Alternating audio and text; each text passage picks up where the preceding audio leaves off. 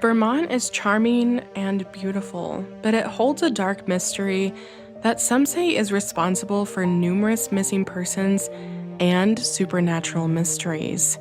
Between 1945 and 1950, 5 people mysteriously vanished from the area, giving it the name the Bennington Triangle. Join us today as we talk about the Bennington Triangle mysterious cases. Welcome to Morbid Outdoors, the podcast that ventures deep into the shadows of the wild. Here, we unravel the mysteries of missing persons, explore spine-chilling legends, and share the most morbid stories that nature has to offer. From the depths of the dense forests to the highest mountain peaks, we'll uncover the secrets that lie hidden in the great outdoors. Join us as we navigate the eerie, the unexplained, and the terrifying. So if you dare, grab your gear and let's embark on a journey into the unknown. This is Morbid Outdoors.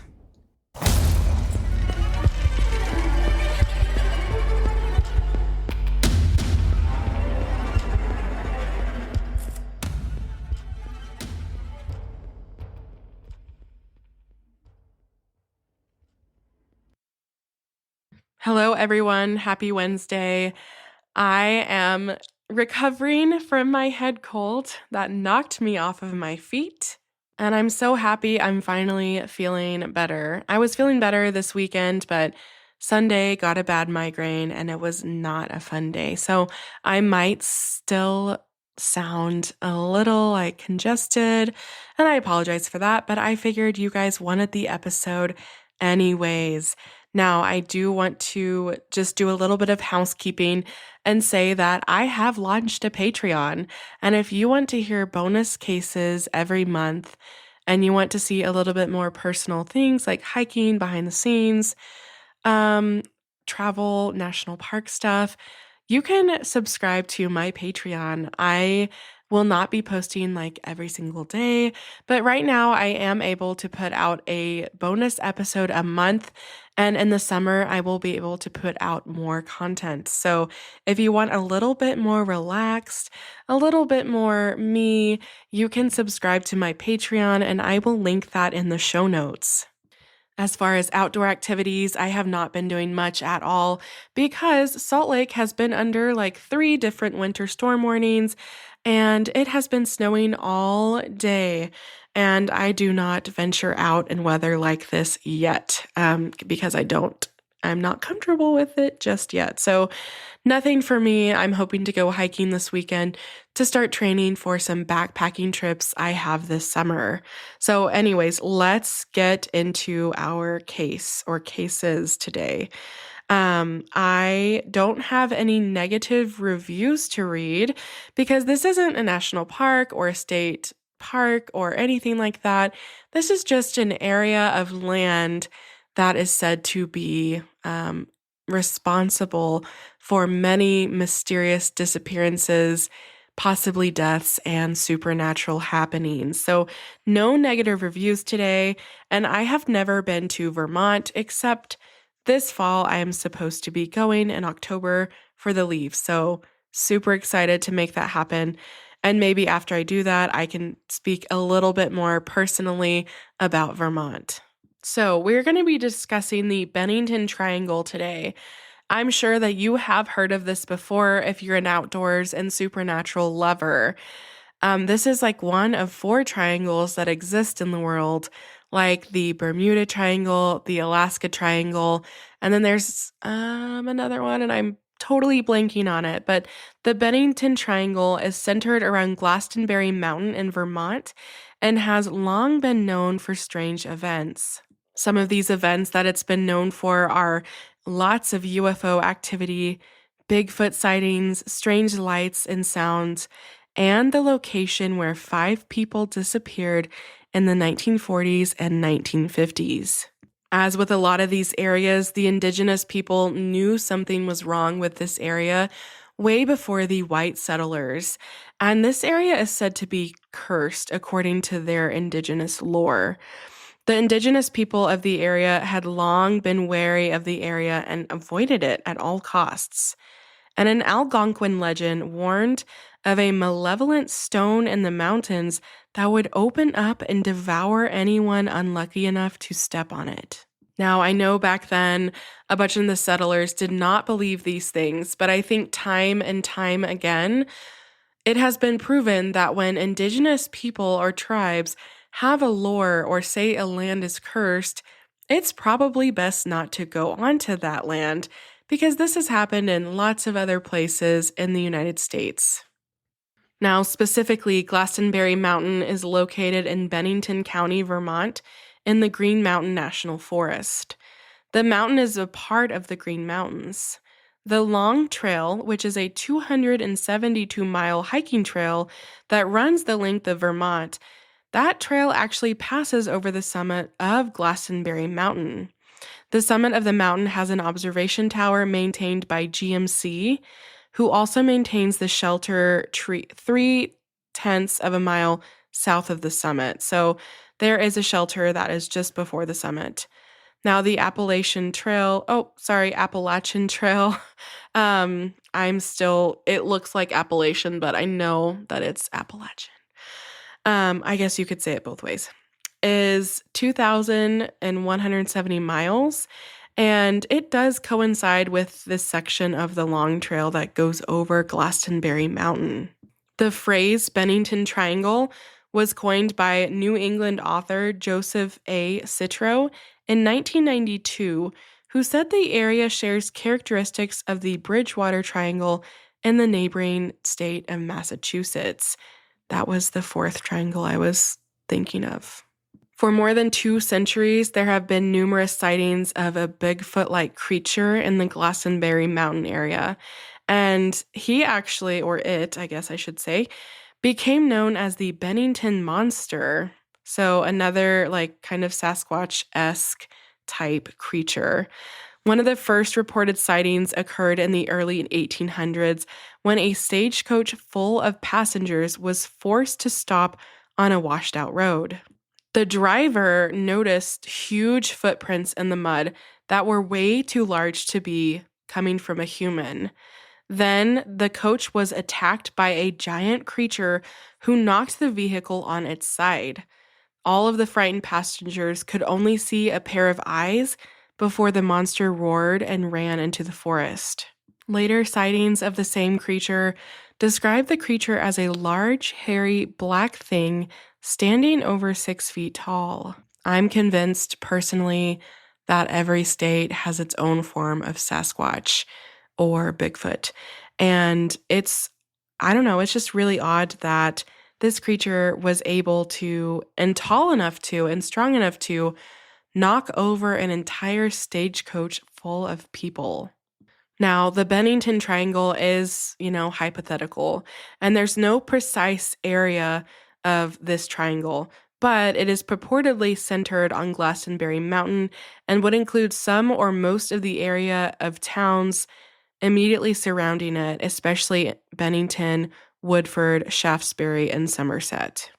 Glastonbury and its neighboring township, Somerset, were both once moderately thriving logging and industrial towns, but they began declining towards the late 19th century and now are essentially ghost towns, and they have been unincorporated by an act of the Vermont General Assembly in 1937. Now we're going to talk about the mysterious disappearances, and the first to go missing was a 74-year-old hunting guide named Mitty Rivers, and Mitty disappeared on November 12, 1945. This hunting guide knew the area extremely well, and at the time of his disappearance, he was leading a party of 4 hunters in the area of Hell Hollow in the southwest woods of Glastonbury. As he led the group back to their camp, he got ahead of them and never returned to camp. Now, initially, the other hunters weren't concerned because their guide was a skilled woodsman and outdoorsman. And the fact that he went ahead, they were just thinking, oh, we're going to see him when we get to camp. But he never showed up, and he didn't resurface from the woods either. And when he did not show up, an extensive search happened, and it was conducted by 300 concerned locals and U.S. Army soldiers dispatched from the Massachusetts Fort Devens. They meticulously combed through this vast wilderness for 8 days, and the only thing found was a rifle cartridge of the same type that Mitty Rivers used. There was no evidence of an animal attack, and his body wasn't found. And even after this exhaustive search, a lot of the locals believed that this knowledgeable woodsman would be able to survive and would soon resurface in town. But as days and weeks and months and eventually years went by, Mitty Rivers never resurfaced. He disappeared along the Long Trail Road area and Vermont Route 9, and no one has ever found his remains. So, what happened to this experienced outdoorsman who was ahead of his group instead of behind? I think when we hear a lot of these stories in the wilderness, we just automatically assume, or we're told, or the case says, the person that went missing they fell behind. They were the last person in the group. And this is the opposite. This very experienced, basically survivor, who I imagine could survive in the wilderness, he was ahead of the group. And something happened to him. Was it foul play? Was it Bigfoot? Or was it something more supernatural? I don't know, a tear in the space-time continuum or a portal? I don't know if we'll ever know, but Mitty Rivers is still missing, and it's been almost 100 years. Just a year later, an 18-year-old college student named Paula Weldon went hiking along the Long Trail on Sunday, December 1st, 1946. And as you are going to predict, she went missing.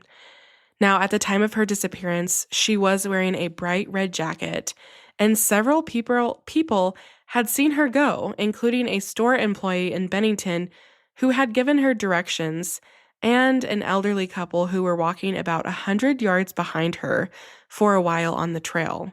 So lots of witnesses. She was on this trail at this time, confirmed. And I think her red jacket is something to note because this is a great color to wear while you're outdoors. That's not a natural color. It doesn't really naturally occur in nature, especially if it was a bright, fire engine red. And so for searching, you're going to be able to see that. And I would remember someone that was wearing a bright red coat. That would be something that I would definitely note. Now, the couple that was hiking behind her, I'm not sure if they stopped the hike or she just kind of went ahead of them and they weren't able to see her anymore. But Paula disappeared, and there was no concern until she failed to attend her classes at Bennington College the next morning. So multiple hours have gone by since anyone has seen Paula. And afterward, an extensive search was conducted that included more than 1,000 people searching, aircraft surveillance. There was a $5,000 reward and help from the FBI, which I find interesting because the FBI does not investigate missing persons. The elderly couple who had seen her on the trail, they said that she disappeared after she turned a corner on the trail. So they were right behind her, and they saw her turn a corner, and then she was gone. During the massive search, no clues to her fate were ever discovered, and Paula Weldon has never been found. Again, I say, is this just she got lost and she perished due to the elements? Was there something else going on, like a portal or I don't know. I don't know. I don't want to go too crazy off the deep end, but I think this is just more than just this specific area. A lot of people go missing because what you're about to see is that there are no coincidences in these cases. Exactly 3 years after Paula Weldon disappeared, someone else went missing on the exact same day. December 1st, 1949, James Tedford also went missing. Now, James was a veteran resident of the Bennington Soldiers' Home, and he had been in St. Albans visiting relatives and returned home on a bus when he vanished. According to witnesses, he was one of 14 passengers on the bus at the last stop before arriving in Bennington. However, when the bus arrived in Bennington, he had seemingly vanished. His belongings were still in the luggage rack, and an open bus timetable was on his vacant seat. No one had seen him get off the bus, and he didn't disembark in Bennington. Though the disappearance was investigated, no one had seen anything, nor did they report any suspicious incidents. So this is not like an outdoors case. I still wanted to include it because it still took place in this area despite it not happening in the wilderness. Newspaper reports indicated that James Tedford was mentally ill at the time of his disappearance, and his family stated that he was despondent about returning to Bennington. Now, this was the 1940s. I don't know exactly what they mean by mentally ill because I think we could have said that about a lot of people in the 1940s, and we often did. So it's unclear if he actually had a mental disorder or an altered state of mind, but several people said he was despondent and not really looking forward about returning to Bennington. Author Tony Jinks discusses James' disappearance, saying that, quote, "The popular conception is that he vanished into thin air while on the bus. But like many missing person stories, there's a gap between when he was last seen and when he was reported and missing a week later or so. Regarding Tedford's disappearance, there is enough evidence to suggest that he did not dematerialize, even though no trace of him was ever found." End quote. So this one's strange because, these cases are old, so it's not like I could find a ton about them online. But this guy just disappears off of a bus. What? And his luggage, he left all of his luggage and his little ticket thing, and he's gone. And he did not get off in Bennington. Like, where did he go? Did he get off the bus and walk away from his life? Or I don't know, why was he so despondent about returning to Bennington? Seems like something was waiting there for him, or a situation or a person that he didn't want to deal with. And maybe he ran away. But he has never been seen since. He never contacted his family, and he's technically still missing. So, just a very weird case. Now, our next person that went missing on October 12th, 1950, and this person's name was Paul, and he went by Buddy Jepson. And I'm just going to read this because I don't really agree with the language. He was a, quote, special needs child who was 8 years old, and he vanished while accompanying his mother on farm chores. At about 3 p.m., his mother drove with him to the Bennington town dump where the family kept a herd of pigs. She left him unattended in the vehicle for about 30 minutes while she tended to the animals. But when she returned around 4 p.m., he was missing. And authorities initially focused their search on the dump and the surrounding woods, but a bloodhound later tracked his scent along an adjacent road to an intersection where the trail abruptly ended. Obviously, police are going to have many theories about this case, and one of them was that the rain may have washed away the scent, while Jepson's own father speculated that a driver may have accidentally struck him and taken him from the scene in a panic. He also stated that the searchers might have overlooked him in the nearby woods because his brown and tan clothing blended in with the fall leaves. One thing to note is that, Paul's dad said that Paul had been talking about visiting the mountains for several days. Though this area was searched, no clues or remains of the boy have ever been found. I want to go back and talk about his disability. Nothing online said that what his disability was. I can assume in 1950, we can assume he might have been autistic. We can assume he might have just had a learning disability. It could have been anything. He could have had cerebral palsy, or been deaf. Nothing was said about the disability or why he was, quote, special needs. So I think that definitely plays a factor. And his age also plays a factor in his disappearance. If he was 8, kids can go a lot farther than what we give them credit for or what we would assume. And if he did have a disability that affected his understanding and perception, I don't know what happened to him. Did someone pick him up at the road? Did he make it across the road and into the woods? And did he get lost and just has never been found? To me, when children go missing in the wilderness, it's more easily explained for obvious reasons than an adult going missing, for instance. My heart breaks for his family because, this is in 1950. People left their kids alone in the car and it wasn't a big deal. I think today, not a lot of people would do that. And I'm not shaming. This was just like a typical thing that people did back then. And this mom did not think that her son was going to be missing.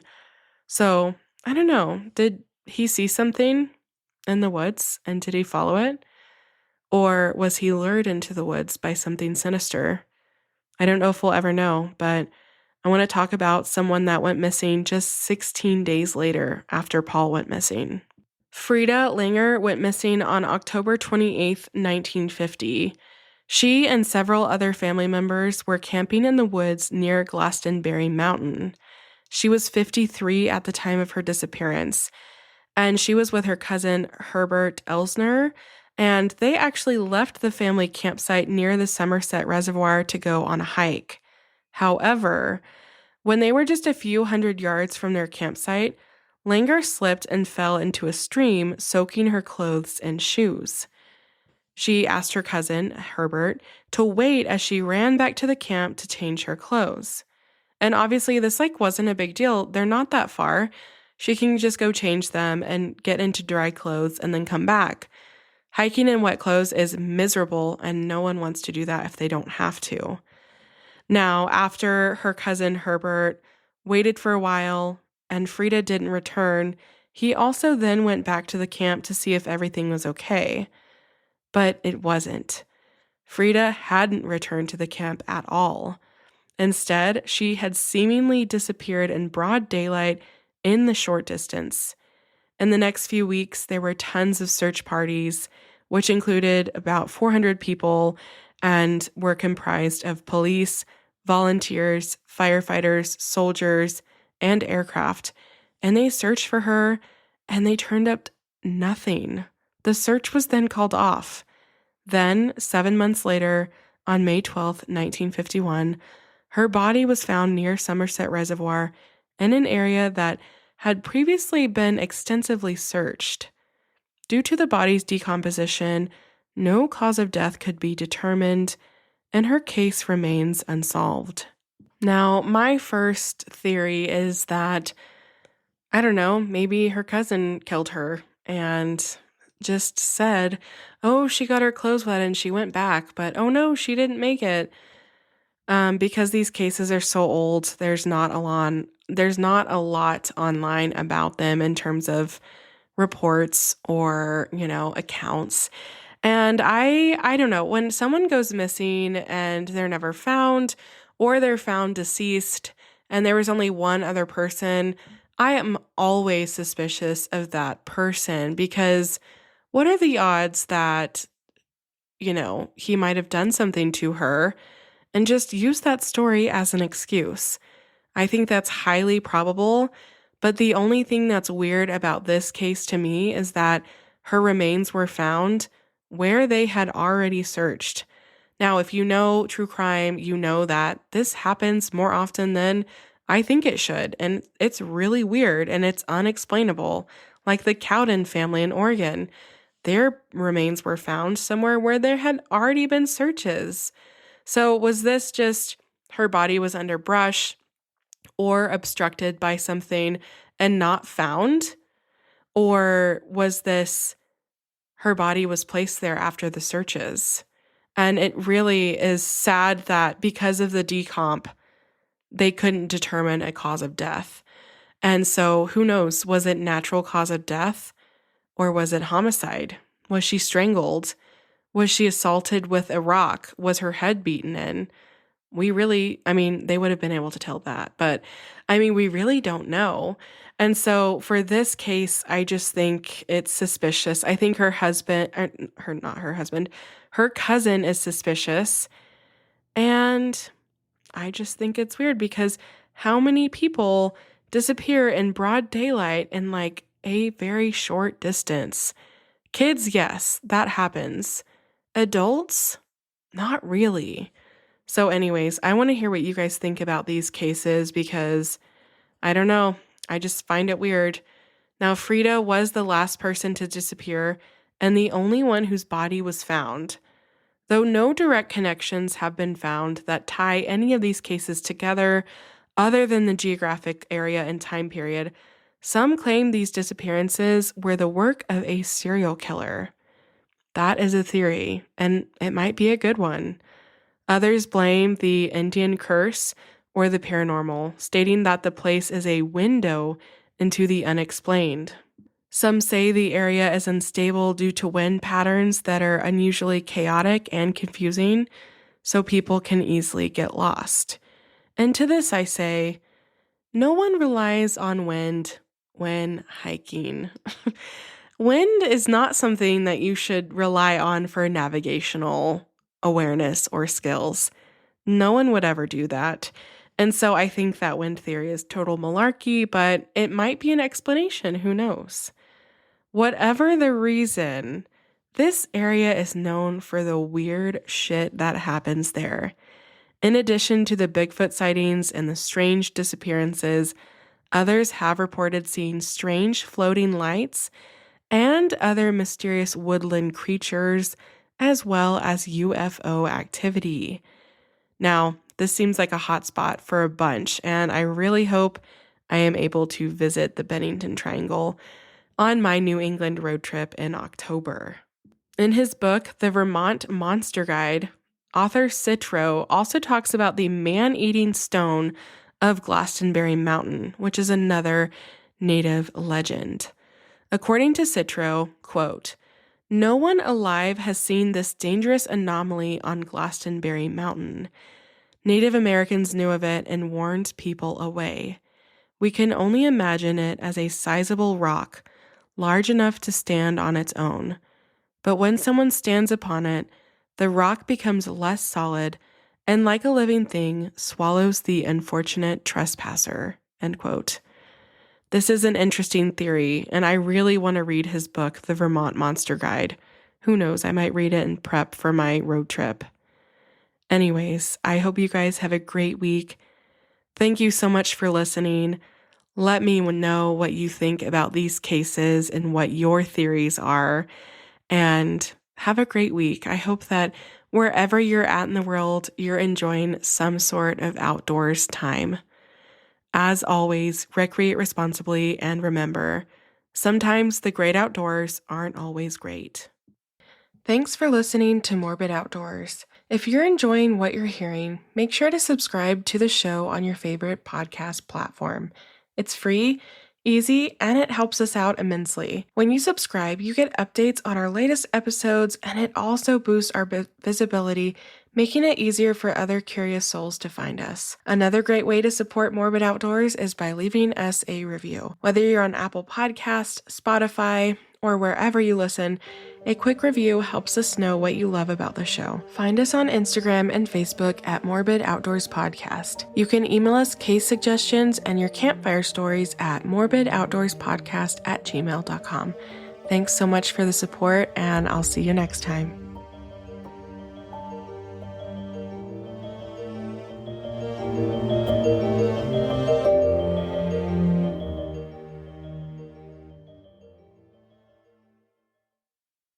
Hi, everyone. Thanks for staying with the secret after show, but it's not really a secret. I just like to stick around a little while longer and chat with you guys because you're my friends.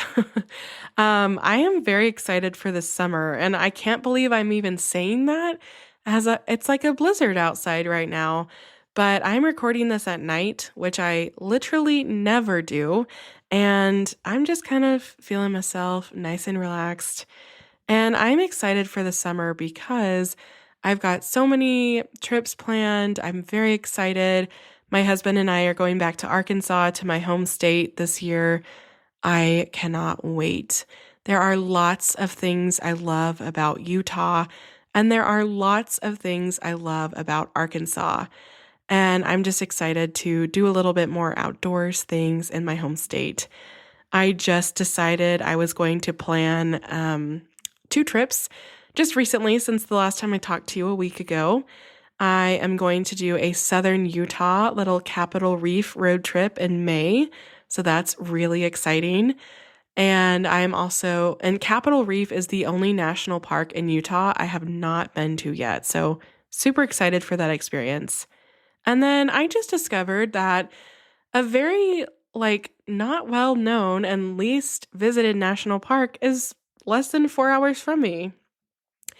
And if you can guess, so I live in Salt Lake City area. If you can guess, if you're a national parks freak like I am, what national park do you think I'm talking about? Because it's definitely not Moab, or Arches, I should say. I just discovered that Great Basin National Park is 3.5 hours from me. It's in Nevada. It's just over the state line. And you can hike to see a freaking glacier in Nevada. How cool is that? So I will be doing a Great Basin National Park road trip later this summer. I'm sure they're getting a lot of snow as well. And it's alpine, just like mountains in Utah and surrounding states. So I gotta wait a little bit until all the snow melts. Also, I really want to hike in the Ruby Mountains in Nevada too. They look phenomenal. So if you're a weirdo like me and all you do is research travel in your spare time, you should definitely check out Great Basin National Park and the Ruby Mountains in Nevada. I don't think of lush green snow-capped mountains and glaciers when I think of Nevada, but they're there, and they're there for the taking. So if you want less crowds, a new experience, I say go for it. I can't personally attest to how awesome it is because I haven't been yet, but I'm pumped, and I'm going with a friend in probably August, I think. Anyways, excited for my Utah stuff. If you guys have any other lesser known travel locations or suggestions, you can send them my way. I feel like I've chatted enough now. I hope you guys all have a great week. Thank you so much for listening. I really appreciate it. And have a great weekend, and I'll see you next time.